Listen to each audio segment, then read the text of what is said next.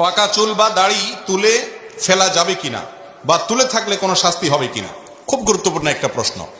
অনেক সময় দেখা যায় আমাদের মাথার চুল একটা দুইটা বা কয়েকটা পেকে যায়, অনেক লোক সেগুলোকে খুঁজে খুঁজে তুলে ফেলেন কারণ তিনি বুড়া হতে চান না। আছে না এই রোগটা আমাদের মধ্যে? নবী করিম সাল্লাল্লাহু আলাইহি সাল্লামের এক হাদিসে পরিষ্কার ভাবে তিনি নিষেধ করেছেন, তোমাদের মাথায় কোনো চুল পাকলে সেগুলো তুলবে না।